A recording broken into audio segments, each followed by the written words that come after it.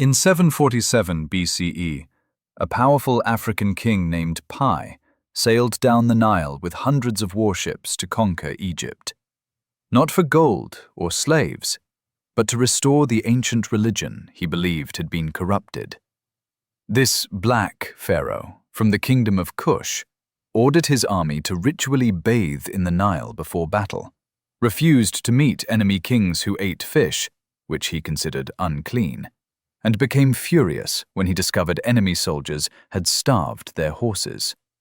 He conquered all of Egypt with minimal bloodshed, through negotiation and religious authority, establishing the 25th dynasty, the Black Pharaohs, who would rule for nearly a century.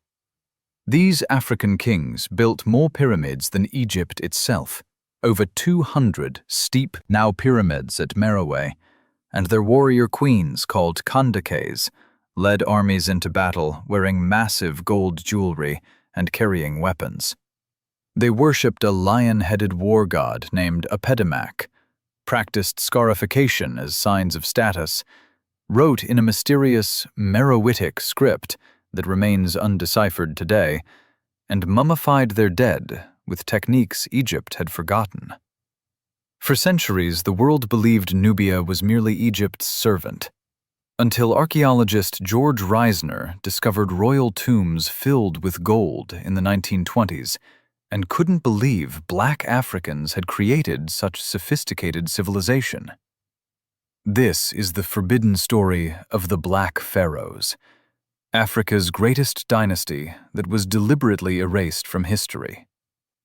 For over 2,000 years, the kingdom of Kush existed as Egypt's powerful neighbor to the south, in the land called Nubia, modern-day Sudan.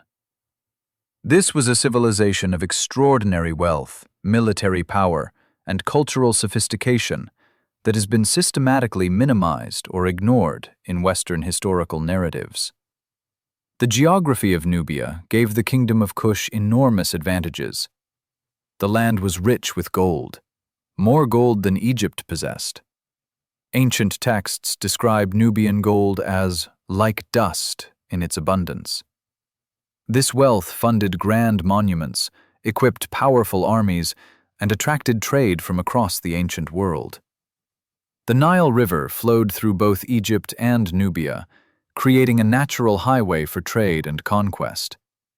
But Nubia controlled the cataracts, rocky rapids that made navigation difficult, giving them strategic control over river traffic between sub-Saharan Africa and the Mediterranean world. For centuries, a historical misunderstanding persisted. Scholars assumed Nubia was merely Egypt's subordinate, a source of gold, slaves, and soldiers, but not a civilization in its own right. Egyptian texts referred to Nubians as conquered peoples, reinforcing this narrative. But archaeological evidence tells a very different story. The discovery that changed everything came at Jebel Barkal, a flat-topped mountain rising dramatically from the desert in northern Sudan. This wasn't just a geographical landmark, but a sacred mountain that the Kushites believed was the birthplace of the god Amun, the king of gods in Egyptian religion. At the base of Jebel Barkal, archaeologists discovered massive temples and palaces built by Kushite kings. The architecture was distinctly African, while incorporating Egyptian elements, following cultural sophistication rather than mere imitation. The temples contained inscriptions in both Egyptian hieroglyphics and the mysterious Meroitic script, unique to Kush. The city of Kerma, further south, revealed even more dramatic evidence of Kushite power and independence. This was one of Africa's first cities, with massive fortification walls, sophisticated urban planning, and distinctive architecture unlike anything in Egypt. The city dates to 2500 BCE, contemporary with Egypt's Old Kingdom, proving Nubian civilization was ancient and independent. Kerma's distinctive feature was enormous circular buildings called defufas, built entirely of mud brick and rising to massive heights. The largest, the western defufa, still stands over 60 feet tall after 4,000 years. These weren't Egyptian-style buildings, but uniquely Nubian architecture, demonstrating cultural independence. The burial customs at Kerma were elaborate and distinctly African. Elite tombs contained hundreds of sacrificed servants and animals buried with their masters, a practice that horrified early archaeologists, but demonstrated the power Kushite rulers wielded over life and death. War records carved in stone tell of conflicts between Kush and Egypt. These weren't one-sided conquests, with Egypt always victorious. Kushite armies invaded Egypt multiple times, sometimes successfully conquering Egyptian territory. The relationship was one of rival powers, not master and servant. American archaeologist George Reisner made the most significant discoveries in the 1920s when he excavated royal tombs at Nuri and El Kuru. He found pyramids, dozens of them, belonging to Kushite kings. The tombs were filled with gold, weapons, and luxury goods, demonstrating wealth rivaling any Egyptian pharaoh. But Reisner couldn't accept what he'd found. He insisted that the black African remains in these royal tombs must have been servants, or that light-skinned rulers had governed dark-skinned subjects. He called the 25th dynasty foreign conquerors of Egypt, despite overwhelming evidence that they were legitimate pharaohs who saw themselves as restorers of Egyptian tradition. This racist interpretation dominated scholarship for decades, minimizing the achievements of black African civilization. The Kushites were portrayed as barbaric invaders who briefly seized Egypt before being expelled, rather than as sophisticated rulers of a powerful kingdom. The truth, revealed through continued archaeological work, and eventually through DNA testing, was far more complex and impressive. The Kushites weren't imitating Egypt. They were equal partners in a shared Nilotic civilization that sometimes competed and sometimes cooperated over thousands of years.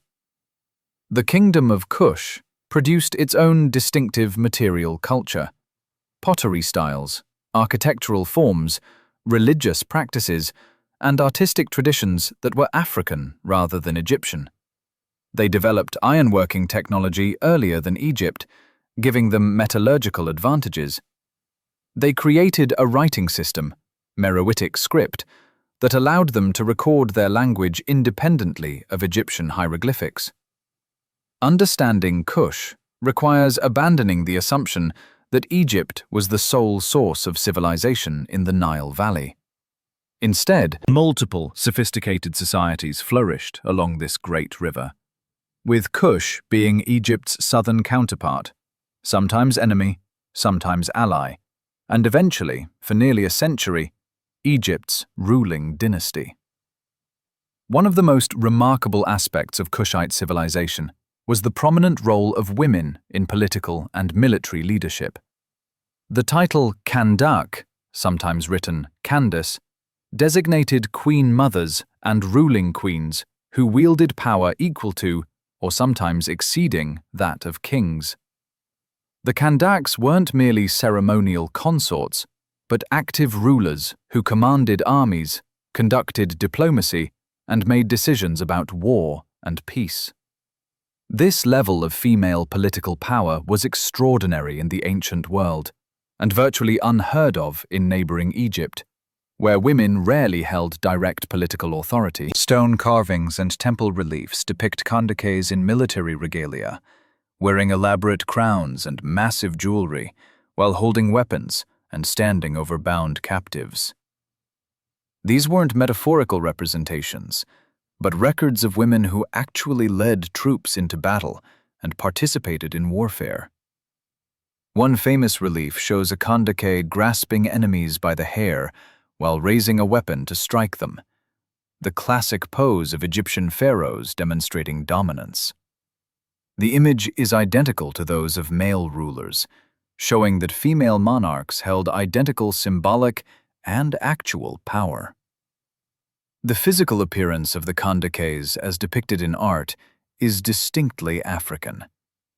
They are shown with full figures, large breasts, wide hips, and substantial body mass, in contrast to the slender ideal of Egyptian royal women. This wasn't unflattering portraiture, but representation of a different beauty standard, where substantial size indicated wealth, power, and fertility. The elaborate jewelry worn by Kandakes was both ornamental and symbolic of power. Massive earrings, multiple necklaces, thick armbands, and elaborate crowns of gold demonstrated wealth, while also serving as insignia of rank. The gold came from Nubian mines and was worked with exceptional skill into intricate designs. Scarification, decorative scars cut into the skin, appears in depictions of Kushite royalty, including the Kandakes. These deliberate scars, arranged in patterns on faces, arms, and torsos, indicated elite status and possibly tribal affiliation or accomplishments. The practice was distinctly African rather than Egyptian. The worship of Apedemak, the lion-headed war god, was central to Kushite military culture. Unlike Egyptian deities, Apedemak was uniquely Kushite. He doesn't appear in the Egyptian pantheon. Temples dedicated to Apedemak show him with 3 heads or in lion form, representing ferocious power in battle. Kandakes served as high priestesses of various gods, including Apedemak, combining political, military, and religious authority in single individuals. This concentration of power in female hands was virtually unique in the ancient world, and suggests fundamentally different gender relations than in neighboring civilizations. The freedom and status of women in Kushite society extended beyond the royal family. Legal documents show women owning property, conducting business, and inheriting wealth independently. Women participated in religious ceremonies, held priestly offices, and appear in administrative records as authorities. The diet of Kushite elites, including the warrior queens, emphasized milk and dairy products alongside grain.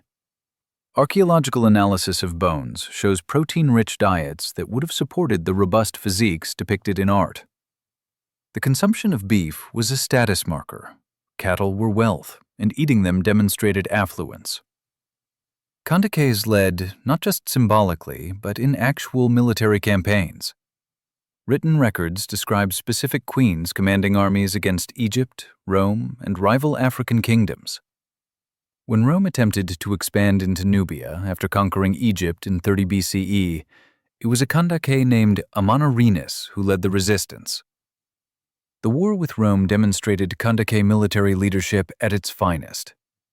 Amanirenas led her armies against Roman legions, successfully raiding Roman-held Egyptian territory, and even capturing Roman forts. When the Romans counterattacked, she negotiated a peace treaty as an equal sovereign, not a conquered tributary. Roman historians were shocked by the concept of a woman leading armies and negotiating as an equal with Roman emperors. The historian Strabo described the Kandake with a mixture of respect and bewilderment, noting she had lost an eye in battle but continued fighting, a detail that demonstrates these weren't ceremonial rulers, but warriors who risked their lives in combat. The tradition of powerful queens lasted throughout Kushite history, from the earliest kingdoms through the Meroitic period. Dozens of Kandakes are known from inscriptions and archaeological evidence, though many of their names and specific accomplishments have been lost. Understanding the Kandakes requires recognizing that Kushite civilization had fundamentally different gender norms than Egyptian or Greco-Roman societies. Women could achieve the highest political and military positions not as rare exceptions, but as a regular feature of how power was organized. This wasn't primitive or barbaric, but sophisticated social organization that utilized talent regardless of gender. In 747 BCE, Pi ascended the throne of Kush as both king and high priest, ruling from the capital at Napata, near the sacred mountain Jebel Barkal. He was a man of deep religious conviction who believed that Egypt, the spiritual center of the Nilotic world, had fallen into religious corruption under weak pharaohs who didn't properly honor the gods. Egypt in the 8th century BCE was politically fragmented, divided among multiple rulers controlling different regions. No single pharaoh commanded the entire land. Temple practices had become lax, rituals were performed incorrectly, and the proper relationship between pharaohs and gods had broken down. To Pi, this was intolerable sacrilege. Pi decided to invade Egypt not primarily for conquest or plunder, but to restore proper religious observance. This was a holy war in the truest sense, an armed campaign motivated by religious conviction rather than territorial ambition. He saw himself as the legitimate heir to Egyptian kingship through his worship of Amun and his determination to restore traditional practices. The military campaign began with hundreds of ships, loaded with soldiers, weapons, and supplies, sailing north down the Nile from Nubia into Egypt. This was one of the largest military operations in ancient African history, requiring logistics, organization, and resources that demonstrated Kushite state capacity. But what makes Pi's campaign remarkable wasn't just its scale, but its unusual conduct. Before battle, Pi ordered his entire army to perform ritual purification by bathing in the Nile. The river was sacred, and soldiers needed to be spiritually clean before fighting in the god's name. This wasn't typical military preparation, but demonstrated the religious nature of the campaign. Pi's personal religious convictions shaped military operations in extraordinary ways. When his forces captured the city of Hermopolis, Pi refused to enter immediately because the defending ruler, Namlot, ate fish, a practice Pi considered impure. Pi wouldn't meet face-to-face with someone who violated dietary laws he held sacred. The most famous incident involved horses. When Pi captured Memphis after a siege, he entered the royal stables and discovered that the enemy had allowed horses to go hungry during the siege. Pi was furious. Not about human casualties or the city's resistance, but about the mistreatment of horses, which he loved and considered noble animals deserving proper care. This concern for horses reveals important aspects of Kushite culture. Horses were relatively recent introductions to Africa and were extremely valuable. The elite demonstrated their wealth and power through magnificent horses, elaborate tack, and skilled horsemanship. Pi's anger at seeing horses mistreated showed his values and priorities. Throughout the campaign, Pi demonstrated remarkable restraint in violence. Cities that surrendered peacefully were treated well, with local rulers allowed to keep their positions if they swore loyalty.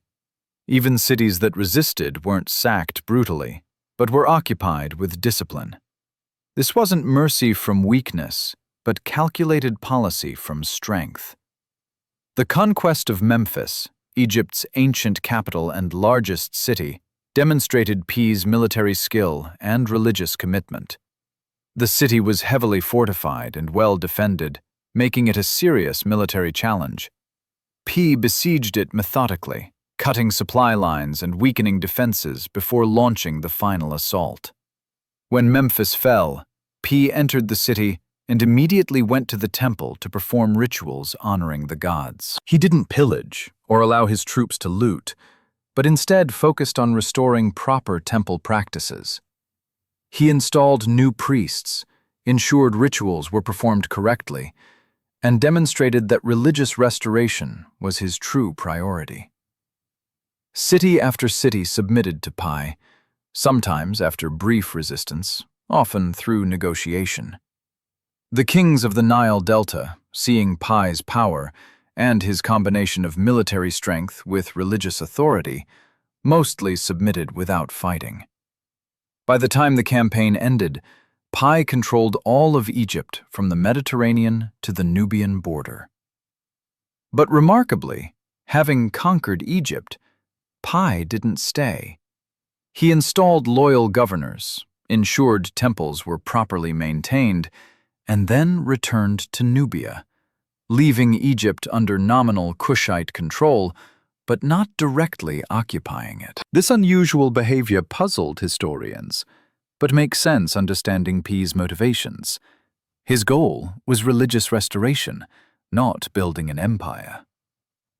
Pi's campaign was recorded on a massive victory stela, carved in stone and erected at Jebel Barkal.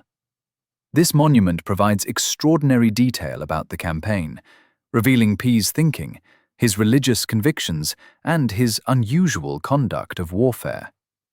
It's one of the most important historical documents from ancient Africa.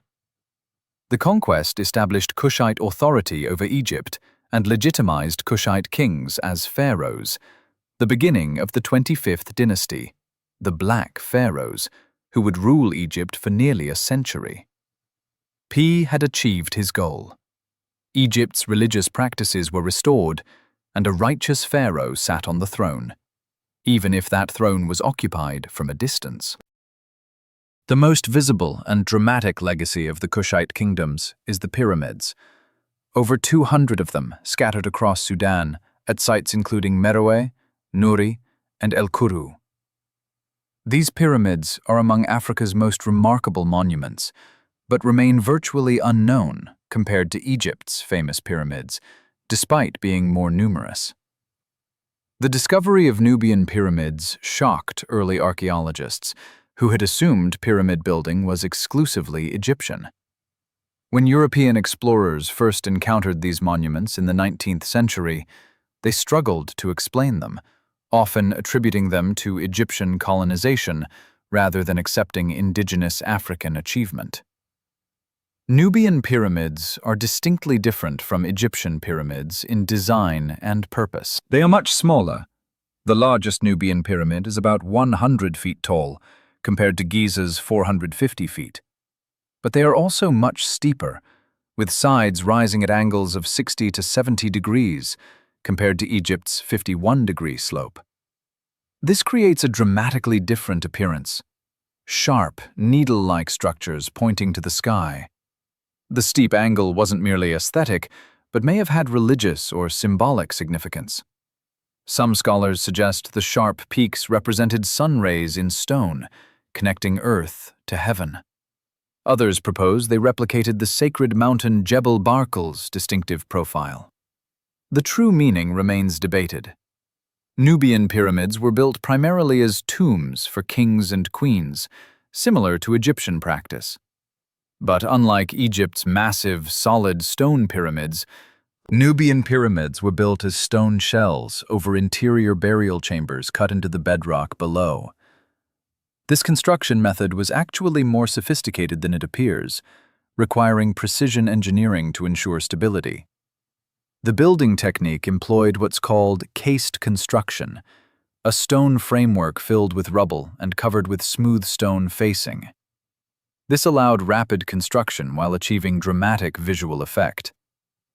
The builders used local sandstone, which was easier to work than the limestone of Egyptian pyramids. A distinctive feature of Nubian pyramids is the chapel built against each pyramid's eastern face. These small temples allowed priests and family to make offerings to the deceased. The chapels contained elaborate reliefs showing the deceased before various gods, receiving offerings, and enjoying the afterlife. These reliefs reveal much about Kushite religious beliefs and artistic style. The artwork inside the chapels demonstrates the fusion of African and Egyptian cultural elements. Gods appear in Egyptian form, with hieroglyphic labels, but the deceased are depicted with distinctly African features: full lips, broad noses, dark skin indicated by black pigment. The artistic style is uniquely Kushite, combining elements from both traditions into something new. The construction of over 200 pyramids over several centuries demonstrates sustained wealth, social organization, and cultural continuity. Each pyramid required significant resources: stone quarrying and transport, skilled masons and architects, laborers, and provisions for workers during construction. Building them continuously indicates a prosperous, stable society. The royal cemetery at Meroe contains the densest concentration of pyramids, over 40 within a small area. Walking through this necropolis with dozens of steep pyramids clustered together, creates an overwhelming impression of power and sophistication. This is one of Africa's most spectacular archaeological sites, but receives a tiny fraction of the tourism that Egypt's pyramids attract. The astronomical alignment of pyramids may have followed stellar or solar patterns. Some researchers note orientations matching seasonal sun positions or significant stars. The pyramids at Nuri appear aligned with the winter solstice, suggesting astronomical knowledge influenced their positioning. Tragically, Italian treasure hunter Giuseppe Ferlini destroyed dozens of pyramids in the 1830s, dynamiting them to find gold and jewelry. He discovered incredible treasures: crowns, amulets, gold jewelry of exceptional craftsmanship, which he sold to European museums. But his destructive methods damaged irreplaceable monuments, leaving many pyramids as rubble mounds. The treasures Ferlini found demonstrated the wealth buried with Kushite royalty.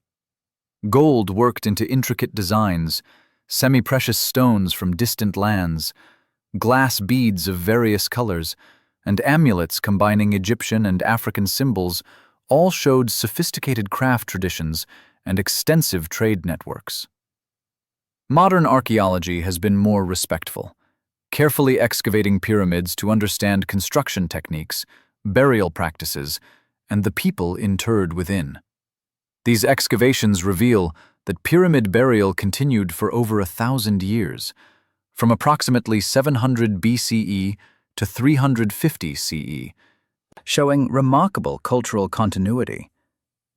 The pyramids have survived reasonably well despite their age, though most have lost their smooth stone facing to erosion and stone robbing. The cores remain, creating dramatic silhouettes against the desert sky. Some restoration work has been done, but most remain as ruins, romantic reminders of a vanished civilization. Understanding Nubian pyramids requires recognizing them not as poor imitations of Egyptian monuments, but as distinctive achievements of African civilization. They represent a 1,000-year tradition of honoring the dead, demonstrating power through monumental architecture, and connecting earthly rulers with divine forces through sacred structures pointing toward heaven. The burial customs of the Kushite kingdoms reveal a complex belief system that combined Egyptian religious concepts with distinctly African practices, creating unique traditions that illuminate how these people understood death, the afterlife, and the continuation of existence beyond physical life. Kushite royal burials were elaborate affairs, requiring months or even years of preparation. The body of a deceased king or queen underwent mummification, similar to Egyptian practices, but with distinctive variations that marked them as Kushite rather than merely copied Egyptian customs. The deceased was placed on an ornate funerary bed, a wooden frame carved with religious symbols and sometimes covered with gold leaf. These beds, unique to Kushite burials, evaluate the body off the ground in a symbolic gesture that may have represented the deceased's elevated status or their journey to the afterlife. Animals were frequently buried with their owners, particularly horses and dogs that had belonged to the deceased during life. Complete horse skeletons with elaborate tack have been found in burial chambers, showing these animals were sacrificed to accompany their masters into the afterlife. This practice reflects the high value placed on horses in Kushite culture.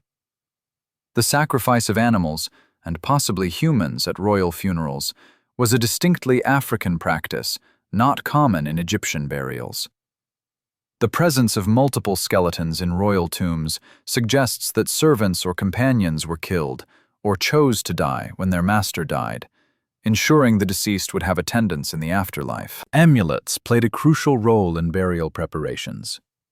These small charms, made from blue-green faience, a type of glazed ceramic, gold, or semi-precious stones, were placed on and around the body to provide magical protection during the journey to the afterlife and in the next world.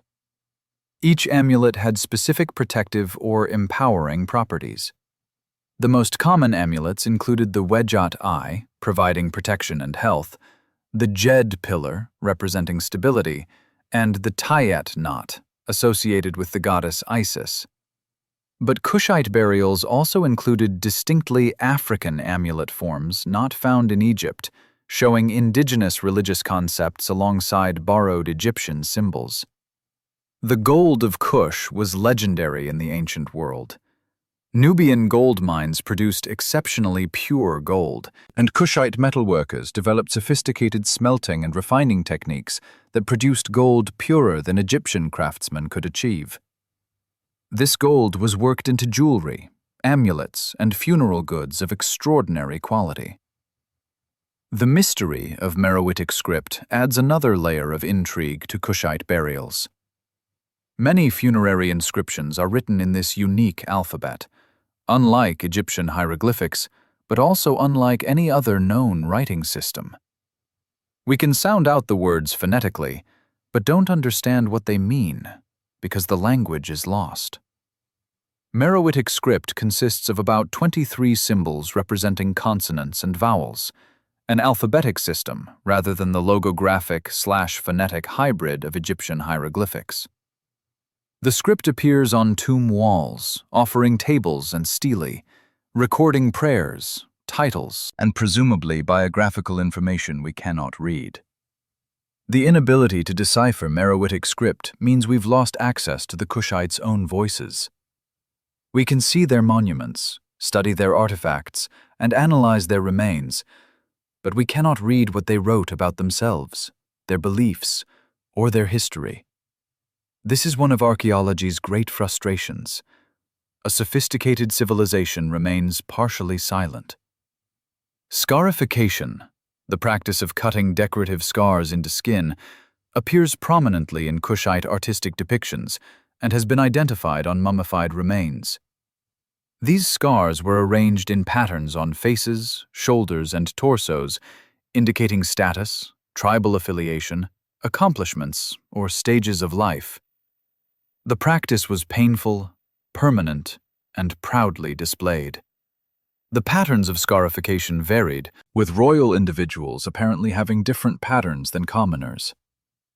Some scars formed parallel lines, others created geometric patterns, and some depicted animals or symbols.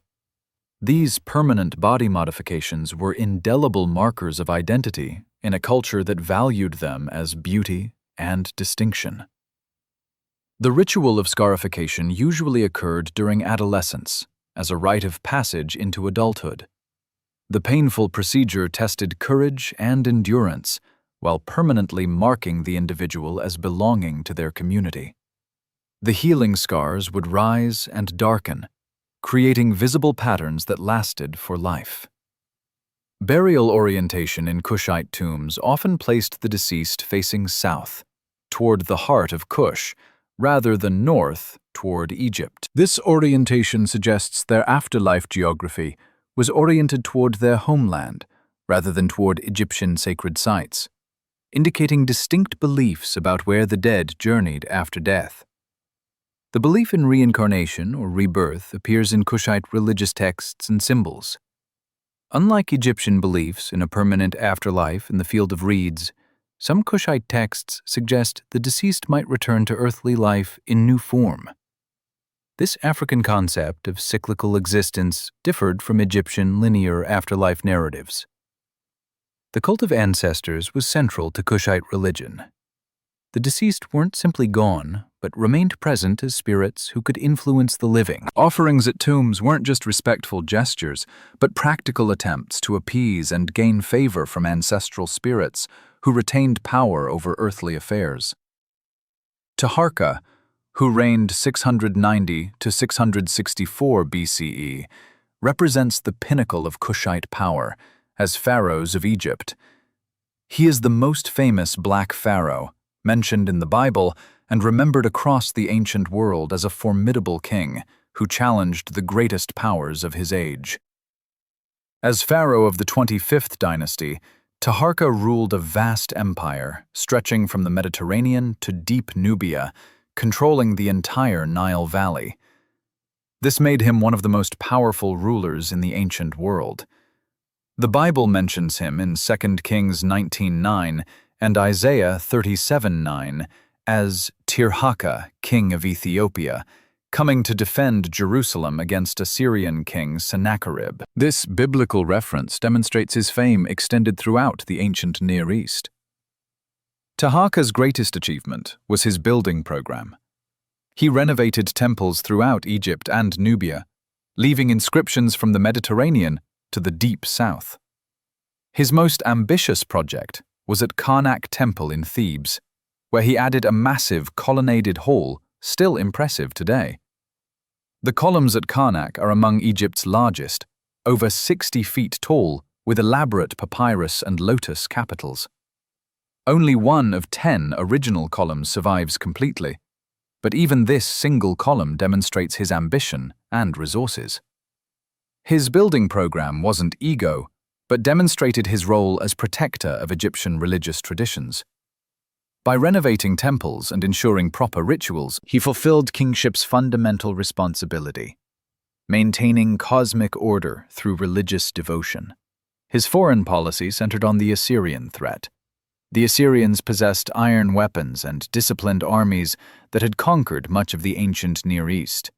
Taharqa met this challenge with military resistance and diplomatic maneuvering, creating coalitions to resist Assyrian expansion. The lifestyle of Kushite elites under Taharqa was luxurious. They imported frankincense and myrrh from Punt, demonstrating wealth and providing materials for ceremonies and personal pleasure. Taharqa's artistic style shows distinctly African features on royal statuary. His statues depict realistic African faces, broad noses, full lips, strong jaw structure. This wasn't inability to sculpt idealized forms, but deliberate choice to represent reality. One magnificent statue in the British Museum shows him wearing Egypt's double crown, but with unmistakably African features. The inscription identifies him as Taharqa, beloved of Amun, king of Upper and Lower Egypt. The message is clear. An African king legitimately held the pharaoh's throne. Agricultural administration was sophisticated. Officials monitored the Nile flood, allocated water, and collected taxes based on production. This required literacy and administrative capacity, demonstrating state sophistication. Trade flourished. African products, ivory, ebony, gold, incense, flowed north, while Mediterranean goods moved south. This enriched both regions and demonstrated economic integration under Kushite rule. Despite achievements, Taharqa's later reign was troubled. Assyrians under Esarhaddon and Ashurbanipal invaded Egypt repeatedly. These brutal campaigns sacked cities and carried off plunder. Taharqa fought back, but couldn't stop the Assyrian war machine. Assyrian invasions forced Taharqa to retreat from Lower Egypt, abandoning Memphis and Thebes. He withdrew to Upper Egypt and eventually Nubia, maintaining kingship over reduced territory. This wasn't complete defeat, but marked the 25th dynasty's decline. Taharqa died 664 BCE and was buried in a pyramid at Nuri in Nubia. His tomb was large and elaborately decorated, befitting a great pharaoh. Even in death, he remained in African soil, choosing his homeland as eternal resting place. The clash between Kushite pharaohs and the Assyrian Empire represents one of ancient history's great confrontations. African and Mesopotamian civilizations meeting in brutal warfare that would end Kushite rule over Egypt. Assyrians possessed decisive military advantages. They equipped entire armies with iron weapons, harder and sharper than bronze. They had developed sophisticated siege warfare with battering rams and towers, making them nearly unstoppable. Kushite warriors were famous archers. Egyptian texts frequently mention Nubian archers as elite troops. The phrase, "straight as a Kushite arrow," became proverbial for accuracy. But bronze weapons couldn't match Assyrian iron, creating material disadvantage. The first major invasion came in 674 BCE, under Esarhaddon. His armies met Kushite forces under Taharqa and were repulsed.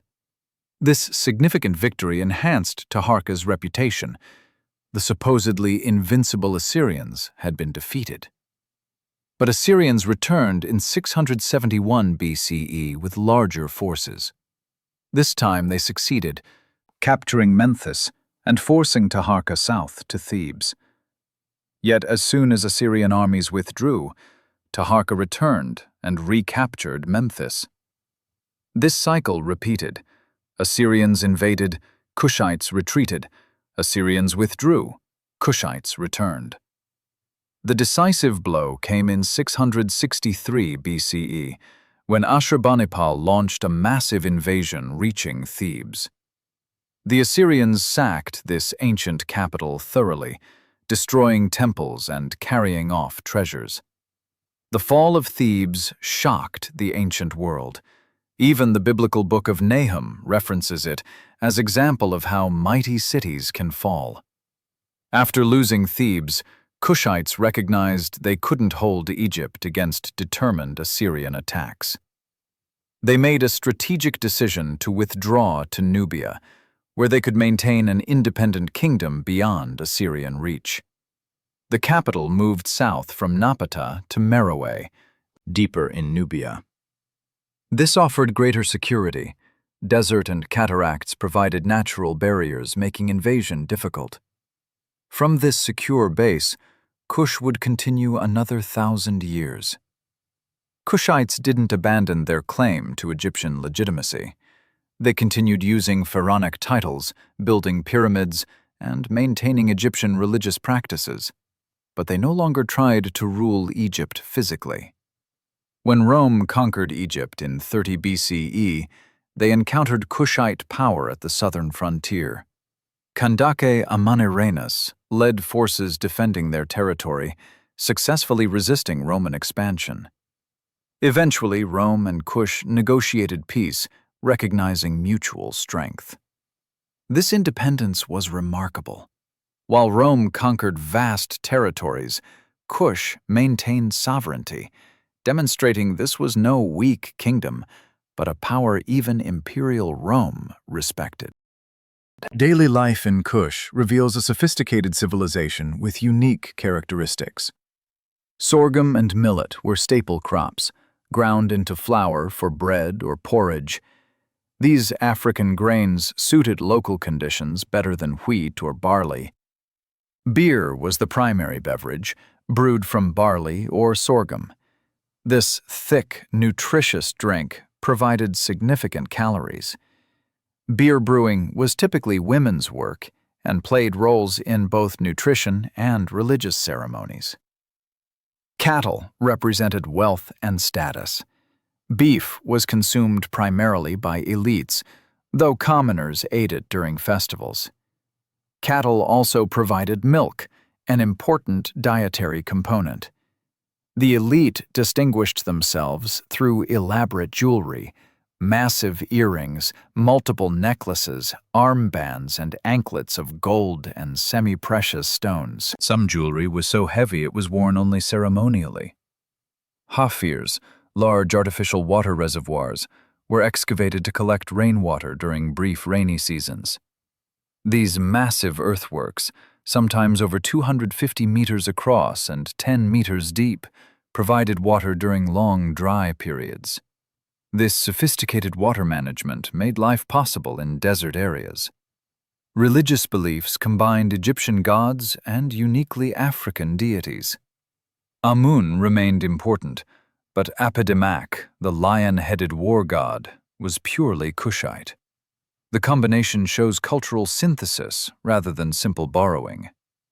The afterlife was understood as a journey southward.